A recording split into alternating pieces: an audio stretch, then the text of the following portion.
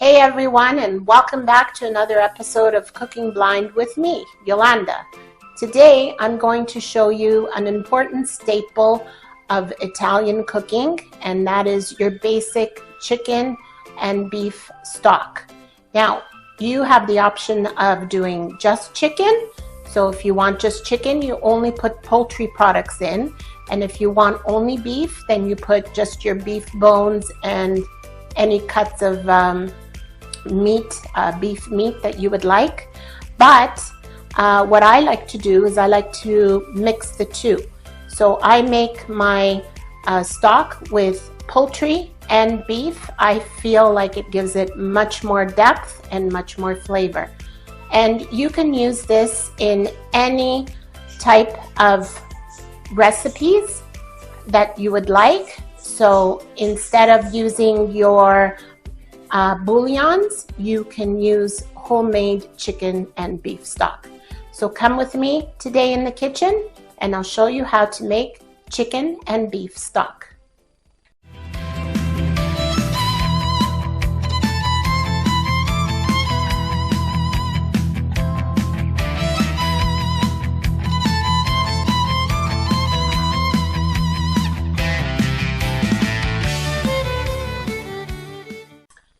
If you want to elevate your kitchen game, I suggest you hit that subscribe button, hit that notification bell so that you are notified of any future videos.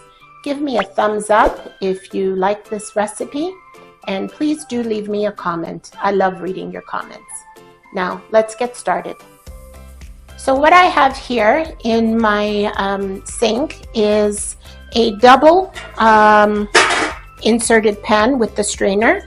And what I'm going to do now is I'm going to fill it with water. Alexa, ask Delta to dispense 5 liters of water.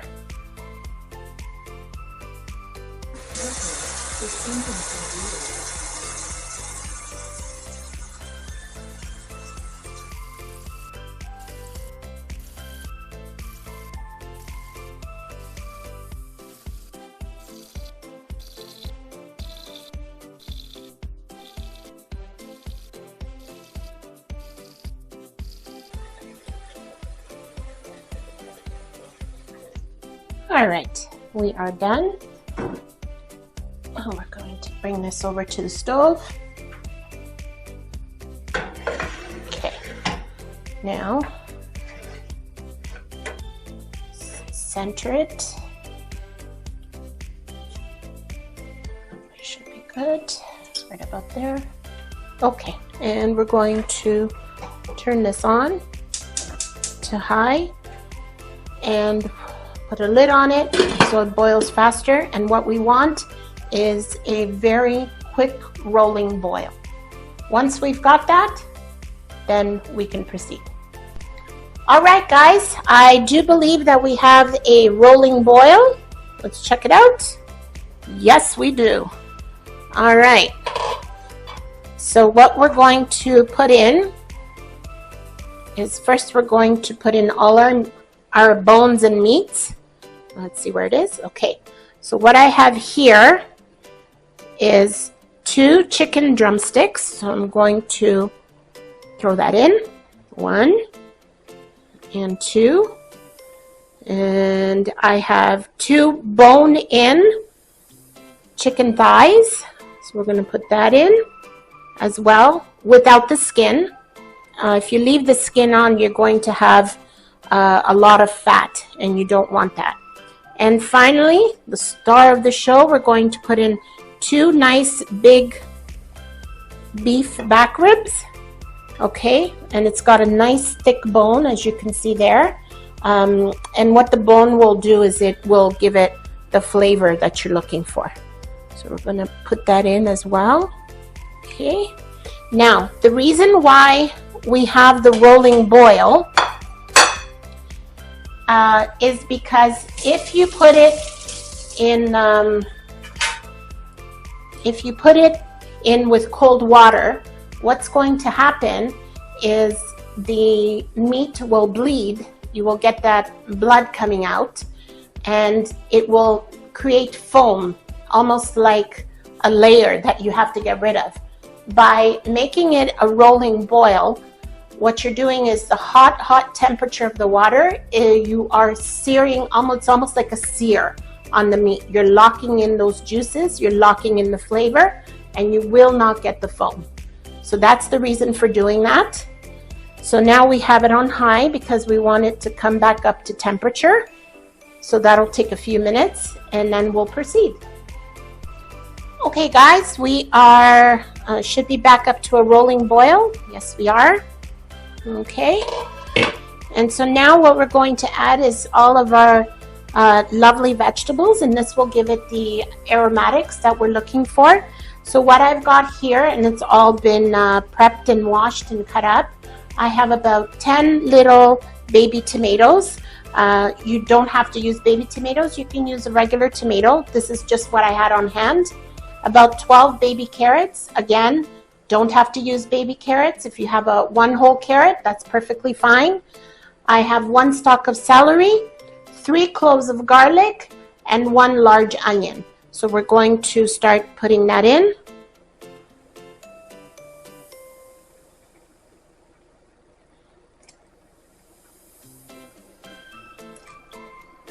And you just want to cut stuff down to manageable pieces. Doesn't have to be small. Okay, you see the onion is quite large. I just quartered it.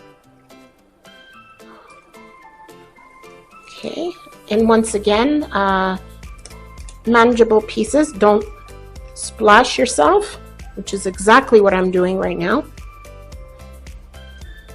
Okay, I'm going to get all of that in there.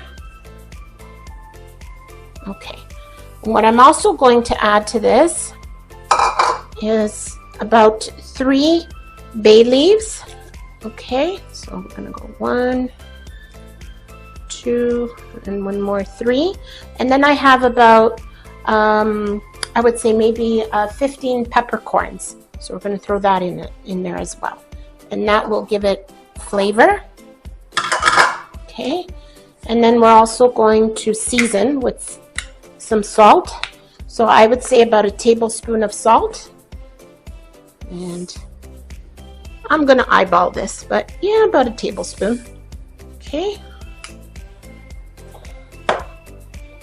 And we'll just give it a good stir. Now, the reason why I did it in this type of pot is because it's easier for me to lift the strainer part out, and then my chicken and beef stock, or as we call it in Italian, brodo, will all be left nice and clean at the bottom. Okay, and about 1 hour before we will turn this off. Now this has to boil low and slow for about anywhere between 3 and 4 hours. And about 1 hour before we turn it off, what I'm going to do is I'm also going to add 1.5 whole potatoes. So I have a small potato and a slightly larger potato, and we're going to add that about 1 hour before we turn it off. And that will also add another layer of flavor to the stock. And then what I'm going to show you in another small quick video is what you can do with the meat from the stock, because I don't throw anything away. Food is very expensive these days. You can prepare a nice little meat salad, chicken and beef salad, with a nice little potato salad on the side, and you can serve that and have that as a nice light lunch, or you can have that after you have your chicken stock. You can boil some rice inside your chicken stock, or small pasta, whatever you like. Okay, so that could be an addition, or you can just use your stock to make risotto, other soups, whatever you need stock for. Stock is one of those things that we use often in a lot of other dishes. So we're going to give it one last stir, make sure our salt and seasonings are all nice and blended. And now we're going to cover it, and I'm going to actually move it to a smaller burner at the back. Okay, and we're gonna cover it and we're going to put it on low. So I'm going to, for now, put it on low, and I'll do the transfer after off camera, but it'll be on my back left, which is a slightly smaller burner. So I'll see you guys in about 3 hours when we'll add our potato in, and then hopefully an hour after that we will have the finished product. Okay guys, this has been boiling for about 3 hours, so we're about 1 hour out, so let's check on it. Ooh, smells amazing in here. Okay, let's give it a stir. Oh, nice. Very nice. Now, one thing I'm going to tell you is, yes, you are going to lose a little bit of volume of water, but that's perfectly fine. Not to worry. Okay, it's called evaporation, and it will happen. So that's looking good. So we're ready to put in our 2 potatoes. So I've got a small one here. I'm going to drop in. There we go. And a slightly larger one I'm going to drop in as well. And you want to put these in whole so that when you pick them up, they won't break.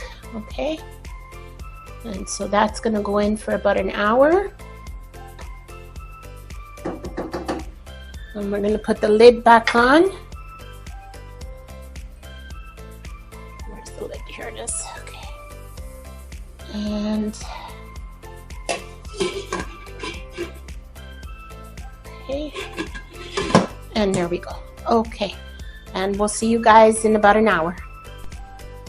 Okay guys, 4 hours has passed, and I'm just draining our contents here. And I'm going to transfer them over here on a pan, so anything that drips.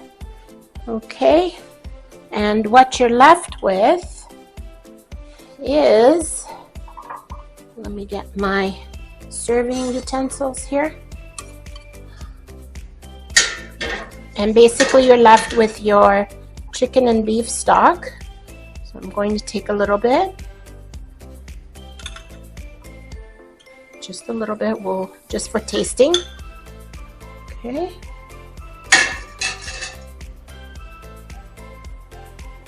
Okay, we'll grab a spoon.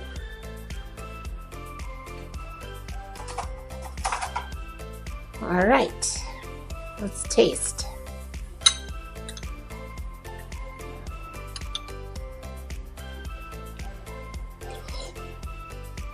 Oh my gosh, perfect, on point.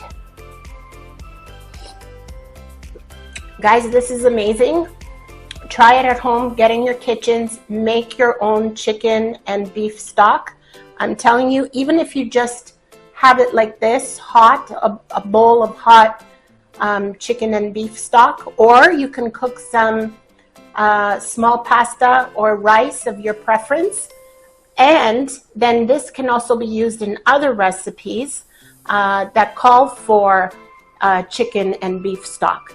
So hopefully you guys will try this. I know it takes a little bit of time, but I'm telling you, homemade, there is nothing like it. If you like this video, check out my other video, the chicken pot pie soup, where you also have to use chicken stock in that recipe. So this would be perfect. You make your own chicken stock and you use it to make that soup. So give it a shot, check it out, and I'll see you guys next time with another recipe. And I'll also show you next time what to do with all of the vegetables and meat that you have left over. You don't throw that out. You can make another dish. So I'll see you guys next time. Take care.